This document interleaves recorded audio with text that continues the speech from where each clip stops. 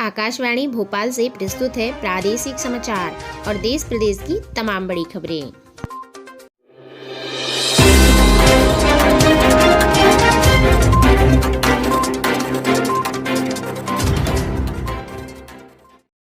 नमस्कार, सुबह सुबह की ताज़ा खबरों में आप सभी का बहुत बहुत स्वागत है। बात करते हैं आज की मुख्य हेडलाइंस की। मॉर्निंग न्यूज ब्रीफ में सबसे पहले आपको बता दें कि आज टूल किट विवाद में ट्विटर को नसीहत मिली और साथ ही बच्चों में ब्लैक फंगस का पहला मामला गुजरात में सामने आया। सुप्रीम कोर्ट की हिदायत, असंभव आदेश देने से बचे कोर्ट। साथ ही आज किन किन इवेंट्स पर रहेगी खास नजर, आगे आपको विस्तारित तौर पर बताया जाएगा। देश दुनिया में बात किया जाए तो सुप्रीम कोर्ट ने कहा कि हाईकोर्ट ऐसे आदेश देने से बचे जिन्हें पूरा करना असंभव हो। और वहीं अहमदाबाद में ब्लैक फंगस से पीड़ित बच्चे की सर्जरी की गई। साथ ही कोरोना की चपेट में बच्चे, बाल आयोग की केंद्र को चेतावनी। और इसी के साथ अब पूरब से उठे यास तूफान का खतरा सभी पर। बिहार के सेनारी नरसंहार में सभी 13 आरोपी को बरी किया गया। और साथ ही आपको बता दें कि भवानीपुर से टीएमसी विधायक का इस्तीफा, ममता चुनाव लड़ेंगी अब। और साथ ही आपको बता दें कि एशिया के दूसरे सबसे अमीर कारोबारी बने गौतम अदानी। मां बीमार और गुजरात गुरमीत राम रहीम को मिली पैरोल। इसके साथ लाल किला हिंसा केस में 16 के खिलाफ चार्जशीट। चिपको आंदोलन शुरू करने वाले सुंदरलाल बहुगुणा का हो गया निधन। और साथ ही आज सुर्खियों में क्या क्या रहने वाला है, संपूर्ण जानकारी आगे आपको विस्तारित तौर पर बताई जाएगी। मध्य प्रदेश में कोरोना से मौत पर मुआवजे की शर्तें मुख्यमंत्री शिवराज सिंह चौहान जी ने रखी। इसके साथ ही आपको बता दें कि भारत में एक दिन में 3.5 लाख लोग हुए कोरोना से ठीक और नए केस और मौतों का आंकड़ा भी कम रहा। अब समाचार विस्तार से। मॉर्निंग न्यूज ब्रीफ में आपको बता दें आज किन किन इवेंट्स पर रहेगी खास नजर। तो आज मेंटेनेंस की वजह से एसबीआई की योनो यानी कि योनो लाइट, यूपीआई और आईएनबी सर्विस बंद रहेगी। साथ ही उत्तरी अंडमान निकोबार से सटे समुद्र में लो प्रेशर बनना शुरू होगा और यह 24 मई तक यानी तूफान का रूप ले सकता है। देश दुनिया में बात किया जाए तो ट्विटर से बोली सरकार, एक तरफा फैसला ना सुनाए। टूल किट मामले पर केंद्र सरकार ने ट्विटर को सख्त हिदायत दी है। सरकार ने शुक्रवार को ट्विटर से कहा कि ट्विटर मैनिपुलेटेड मीडिया टैग का इस्तेमाल बंद करे, क्योंकि अभी यह टूल किट मामले की जांच एजेंसी कर रही है। आपको बता दें केंद्र सरकार ने कहा कि आप जांच पूरी होने तक इस प्रक्रिया में दखल ना दें। यह मामला जांच के दायरे में है, तब तक ट्विटर फैसला नहीं सुना सकती है। दरअसल आपको बता दें ट्विटर ने बीजेपी के प्रवक्ता संबित पात्रा के कुछ ट्वीट पर मैनिपुलेटेड मीडिया का टैग लगाकर दिखाया था। ये ट्वीट कांग्रेस की टूल किट को लेकर किए गए थे। और वहीं सुप्रीम कोर्ट ने कहा कि हाईकोर्ट ऐसे आदेश देने से बचे जिन्हें पूरा करना असंभव हो। सुप्रीम कोर्ट ने शुक्रवार को इलाहाबाद हाईकोर्ट के उस आदेश पर रोक लगा दी जिसमें उसने युद्ध स्तर पर स्वास्थ्य सुविधा बढ़ाने को कहा था।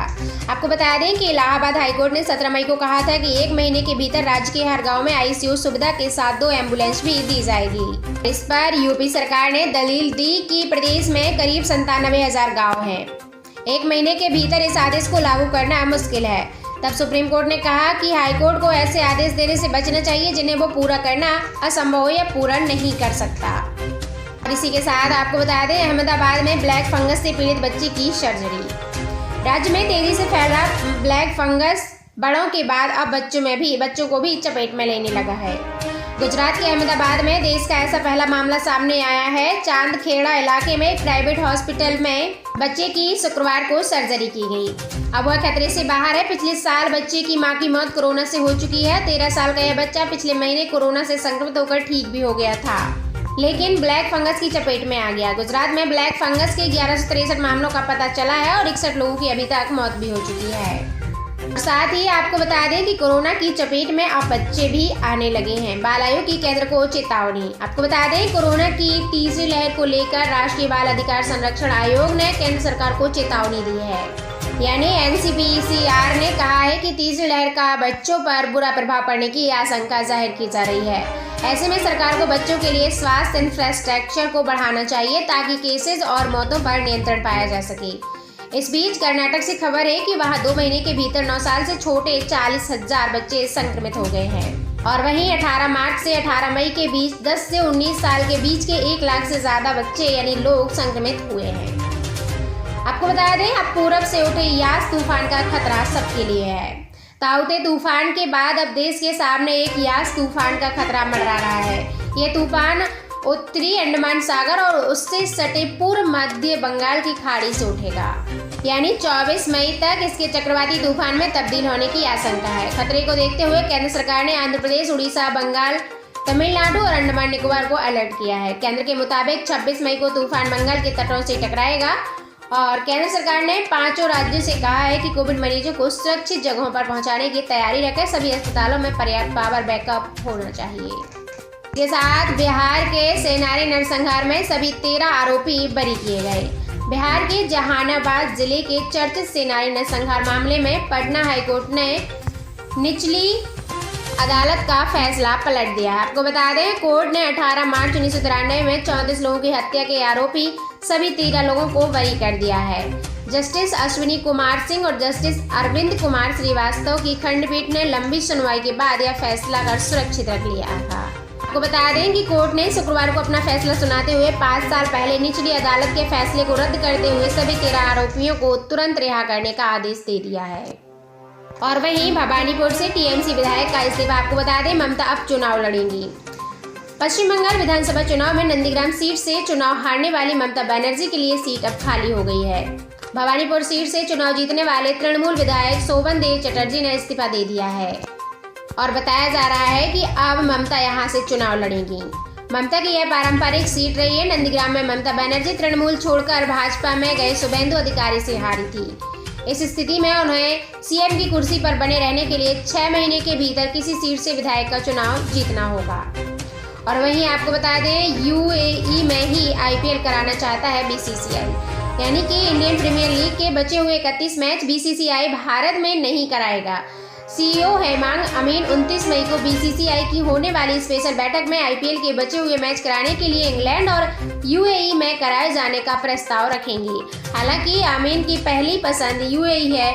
T20 वर्ल्ड कप भारत से यूएई में शिफ्ट होने पर ही आईपीएल इंग्लैंड में कराना चाहते हैं। इसी के साथ आपको बता दें, एशिया के दूसरे सबसे अमीर कारोबारी बने गौतम अदानी। अदानी ग्रुप के मालिक गौतम अदानी एशिया के दूसरे सबसे अमीर बिजनेसमैन बन गए हैं। उनकी कुल संपत्ति 4.98 लाख करोड़ रुपए हो गई है।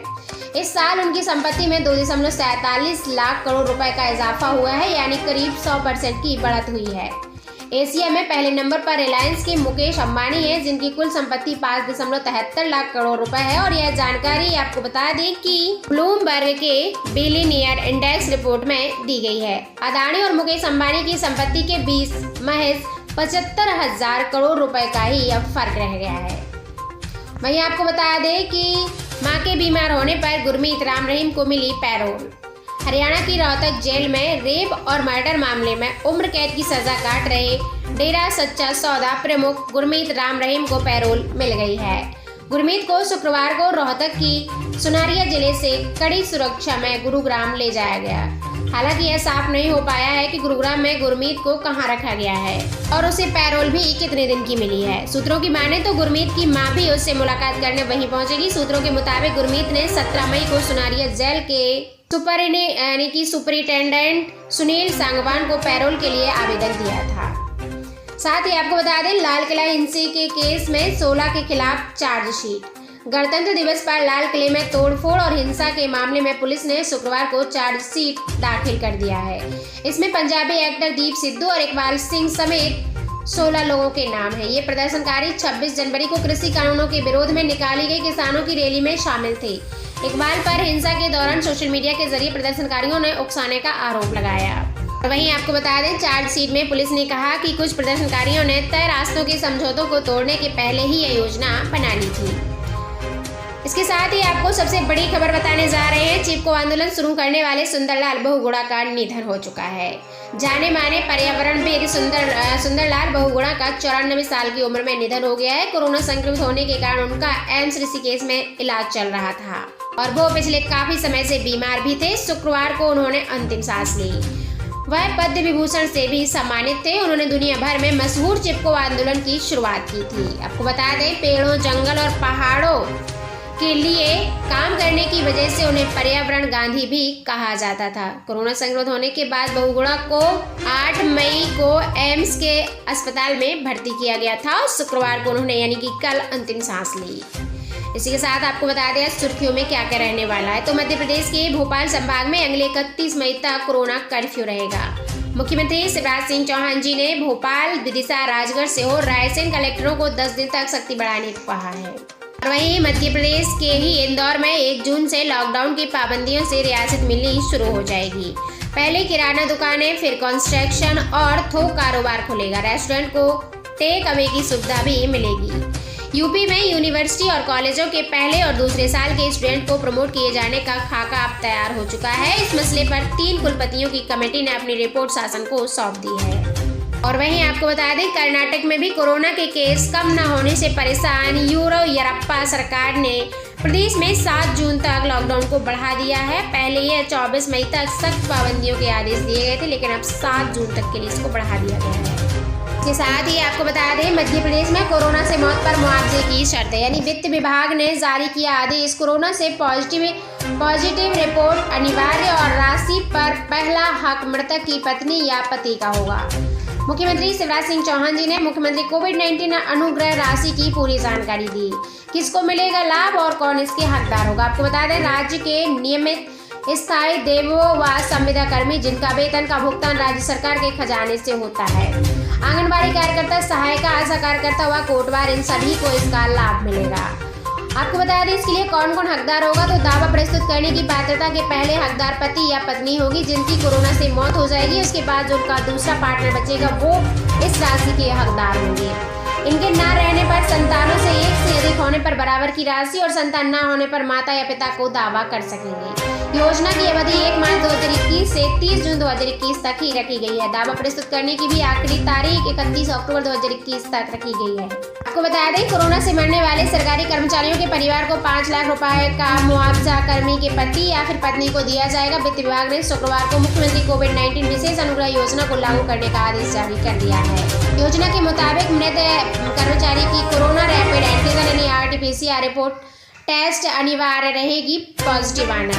राशि का पहला हक जो है मृतक की पत्नी या फिर पति का होगा। जिस दिन मौत हुई है उस दिन शासकीय कार्य में कार्यरत होना आवश्यक रहेगा, तभी वो इस योजना के लिए पात्र रहेंगे। आदेश के मुताबिक आपको बता दें कि परिवार में 1 से अधिक सरकारी सेवक के पात्र होने पर प्रत्येक सदस्य के निधन पर अलग अलग राशि भी दी जाएगी।